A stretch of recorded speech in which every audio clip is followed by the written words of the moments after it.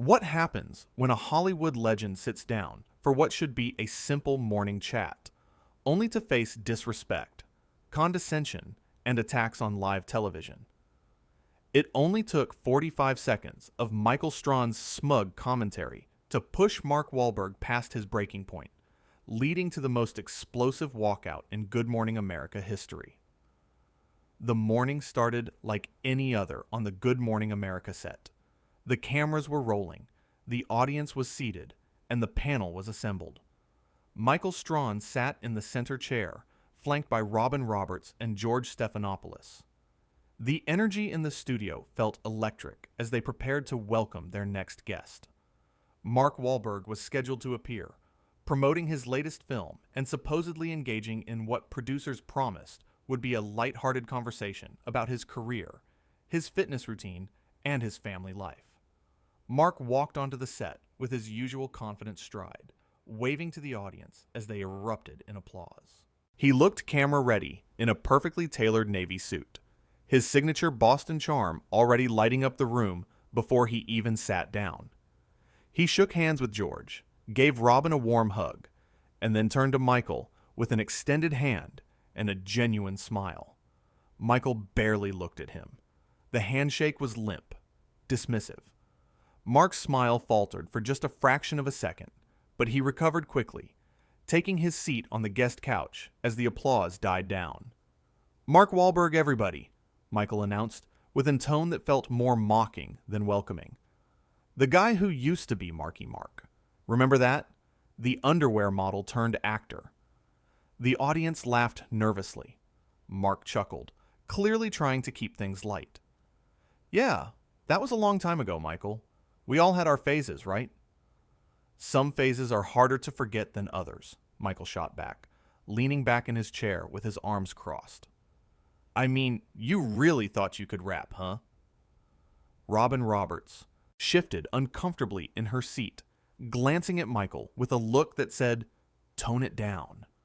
George Stephanopoulos cleared his throat, shuffling the papers in front of him as if hoping to redirect the conversation. Mark's jaw tightened slightly, but he kept his composure. "I did all right for myself. Good Vibrations went platinum, so yeah, I'd say I could rap well enough." "Platinum in the 90s, Michael said with a dismissive wave of his hand. "That was when people bought anything. Different times." "Michael?" Robin interjected gently, trying to steer things back on track. "Mark, let's talk about your new movie. It looks incredible." Mark nodded, grateful for the lifeline. "Yeah, thanks, Robin. It's an action thriller that I'm really proud of. We shot it over 4 months in 3 different countries, and the stunts were insane. I actually got to do most of them myself, which at my age is no joke." "Your age?" Michael interrupted, that smug tone creeping back into his voice. "Speaking of that, you're what, 52? 53? When are you going to hang up the action hero thing? I mean, come on. There's only so long you can keep pretending you're Tom Cruise." The audience went silent. Even the crew members behind the cameras exchanged shocked glances. This wasn't playful banter anymore. This was something else entirely. Mark's expression shifted. The friendly, media-trained smile disappeared, replaced by something harder, more genuine. "I'm 53, yeah. And I'm in better shape than most guys half my age. Including you, by the way." Michael laughed, but it was a cold, arrogant sound. "Oh, here we go. Tough guy, Mark. Let me guess. You wake up at 3 in the morning to work out? You've told that story about 1,000 times. We get it. You're dedicated. You're disciplined. You're so much better than everyone else." "I never said I was better than anyone," Mark replied, his voice measured but firm. "I just work hard. That's what I was taught. Growing up, you put in the work, you earn your success. Nobody hands you anything." Right, Michael said, waving his hand dismissively again. "The whole Boston tough guy routine. Poor kid from Dorchester makes good. It's a nice story, Mark. Really inspiring. Except you kind of gloss over all the trouble you got into as a kid, don't you? The arrests, the violence. But sure, let's focus on the redemption arc. That sells better." Robin Roberts looked like she wanted to crawl under the desk. Michael, I don't think that's fair. It's fine, Robin, Mark said, his voice tight. Let him talk. George Stephanopoulos jumped in, clearly trying to salvage what was quickly becoming a disaster. Mark, your production company has been incredibly successful. You've produced some amazing films and shows. What's next on that front? But Michael wasn't done. Yeah, let's talk about that. You know what's funny? You make all these movies about tough guys, blue-collar heroes, military, veterans. You wrap yourself in that flag, that working-class image. But you live in a mansion. You've got more money than most people will see in 10 lifetimes. Isn't that kind of hypocritical?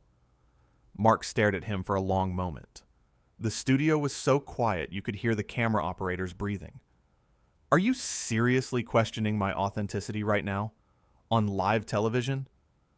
I'm just saying, Michael continued, leaning forward now, seeming to enjoy himself. You make a lot of noise about being this humble, hard-working guy, but you're as Hollywood as they come.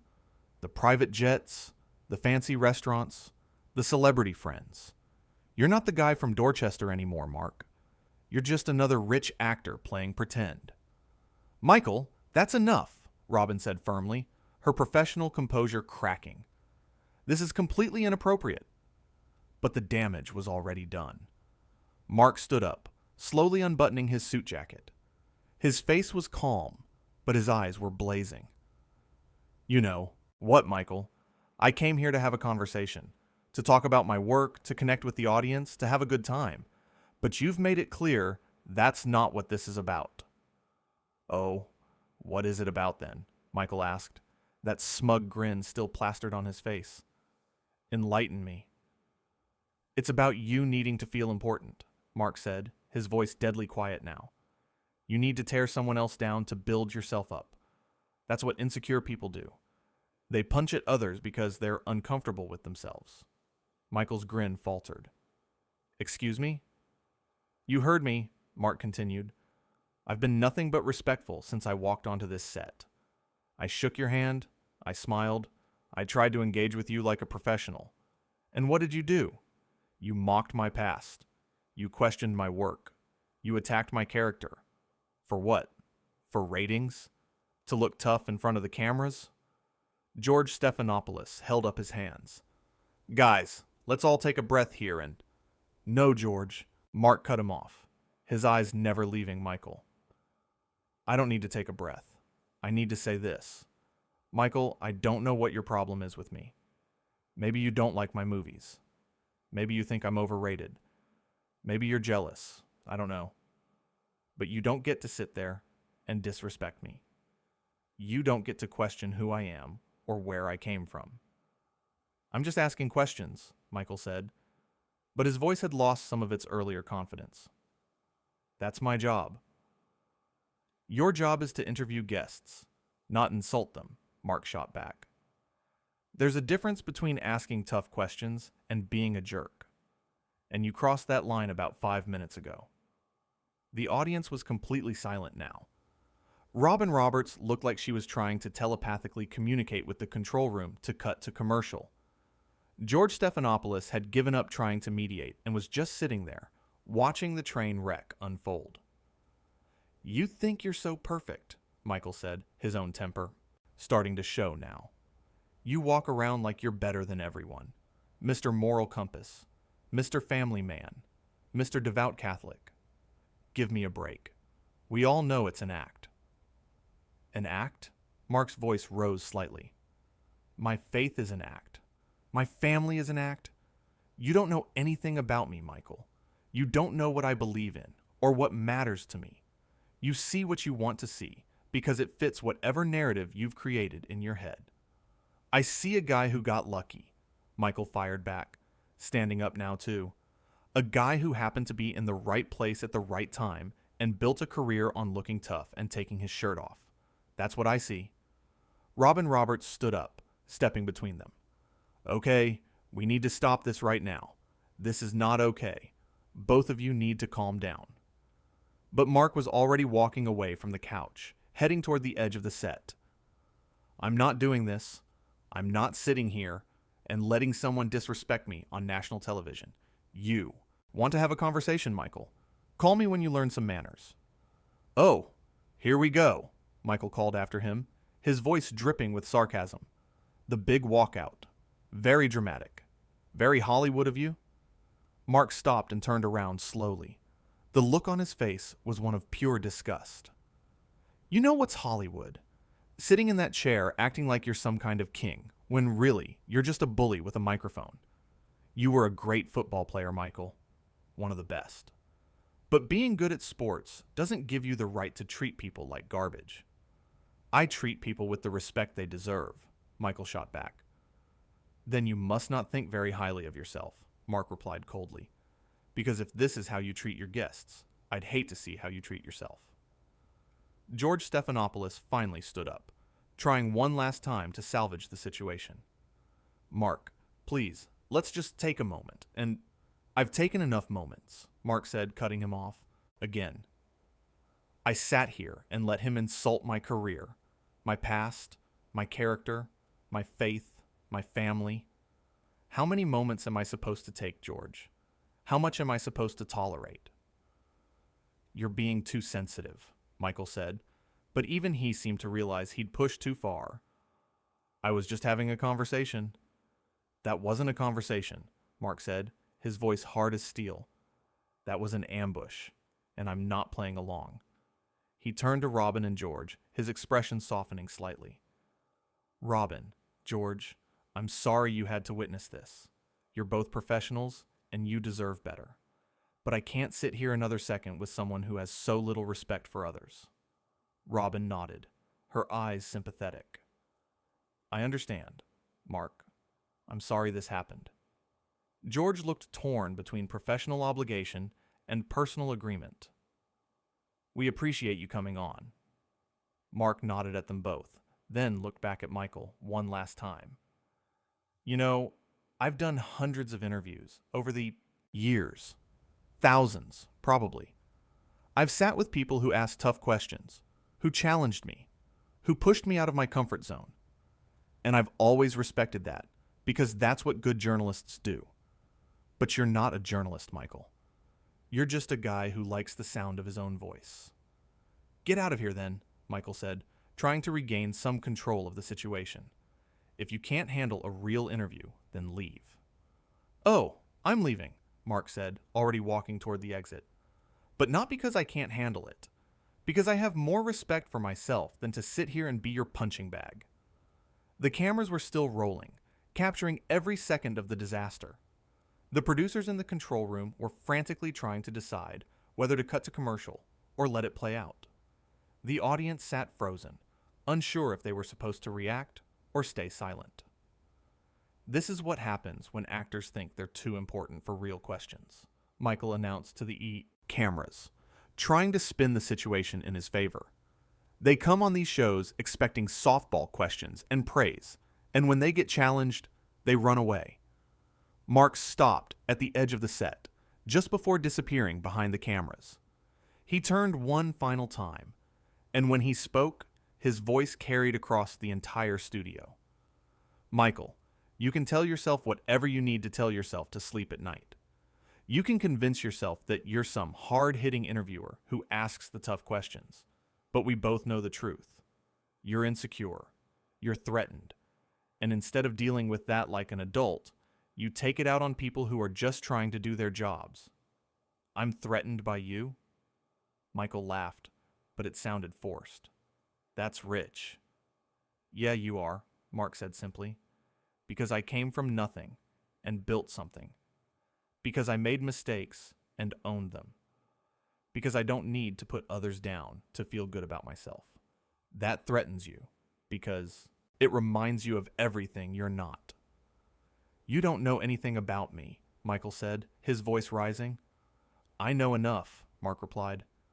I know that a truly confident person doesn't need to belittle others. I know that a good interviewer can ask tough questions without being disrespectful. And I know that this conversation is over. With that, Mark Wahlberg walked off the Good Morning America set, leaving Michael Strahan standing there in front of the cameras. Robin Roberts looking mortified, and George Stephanopoulos shuffling his papers nervously. The audience remained silent, shell-shocked by what they had just witnessed. A producer finally called for a commercial break, and the cameras cut away, but the damage was already done. The tension in the studio was suffocating. Crew members stood frozen, unsure of what to do or say. The warm, friendly atmosphere that Good Morning America prided itself on had evaporated completely, replaced by an uncomfortable, hostile energy that seemed to seep into every corner of the set. Robin Roberts immediately pulled off her microphone and stood up, her face a mixture of anger and embarrassment. She walked over to Michael, who was still standing there, trying to maintain his composure, but clearly rattled by what had just transpired. "What was that?" Robin asked, her voice low but intense. "What were you thinking?" Michael shrugged, attempting to play it off. "I was just doing my job, Robin. Asking questions." "That wasn't asking questions," Robin said firmly. "That was attacking a guest. That was completely unprofessional." George Stephanopoulos joined them, his expression grave. "Michael, that was one of the most uncomfortable interviews I've ever been part of. You went way too far." "Oh, come on," Michael said, his defensive walls going up. "He's a big boy. He can handle a few tough questions." "Those weren't tough questions," George countered. "You questioned his authenticity, his faith, his entire character. You basically called him a fraud on live television." "Maybe he is," Michael muttered, but even he didn't sound convinced. Robin shook her head, disgusted. "You know what? I'm done with this conversation. We have a show to finish." As the crew prepared to come back from commercial, the mood on set remained tense. Michael returned to his seat, straightening his tie and trying to look composed, but there was a tightness around his eyes that hadn't been there before. Robin and George took their seats as well, but neither of them looked at Michael. When the cameras came back on, George addressed the audience with professional grace. "Well, that was certainly unexpected. We apologize for the tension you just witnessed. Here at Good Morning America, we always strive for respectful dialogue, and we're sorry that this morning's interview didn't reflect that standard." Michael said nothing. He sat there, arms crossed, jaw set, looking like a man who wanted to be anywhere but in that chair. The rest of the show continued, but the energy never recovered. The remaining segments felt stiff, forced, like everyone was just going through the motions until they could get off the air. Behind the scenes, Mark Wahlberg had already left the building. He walked past stunned producers and assistants, past the green room where he'd waited before the interview, past the security desk, and out into the bright morning sunshine. His publicist was frantically making phone calls. His manager was already crafting statements, but Mark himself seemed calm, almost peaceful. He had stood up for himself. He had refused to be disrespected. And while the fallout would be significant, while the media would dissect every word and every moment for weeks to come, he knew he had made the right choice. Back in the studio, as the show finally wrapped, the panel dispersed quickly. Robin Roberts went straight to her dressing room without a word. George Stephanopoulos headed to a meeting with the producers, and Michael Strahan sat alone on the set, scrolling through his phone, watching in real time as clips of the confrontation began spreading across social media. The comments were brutal. Viewers were calling him arrogant, disrespectful, unprofessional. Many were praising Mark for walking out, calling him a class act for standing up to a bully. The narrative was forming, and it was not in Michael's favor. A young production assistant approached cautiously. "Mr. Strahan, the executive producers want to see you." Michael looked up, his expression unreadable. "Tell them I'll be there in a minute." The assistant nodded and hurried away. Michael sat there for a moment longer, alone on the empty set, surrounded by cameras that were no longer rolling. He replayed the interview in his mind, trying to figure out where it had gone wrong, trying to justify his behavior, trying to convince himself that he had been in the right. But deep down, in a place he didn't want to acknowledge, he knew the truth. He had gone too far. He had let his ego get the better of him. He had treated a guest poorly, and it had blown up in his face spectacularly. Finally, he stood up and walked toward the producer's offices, each step feeling heavier than the last. The hallway seemed longer than usual, and the familiar sounds of the studio felt distant, muffled. When he reached the conference room, he paused outside the door, took a deep breath, and walked in. The executive producers were waiting, their faces serious. This was going to be a long conversation. And somewhere across town, Mark Wahlberg was already moving on with his day, his conscience clear, his dignity intact, knowing that he had handled the situation exactly as he should have, standing up for himself when it mattered most.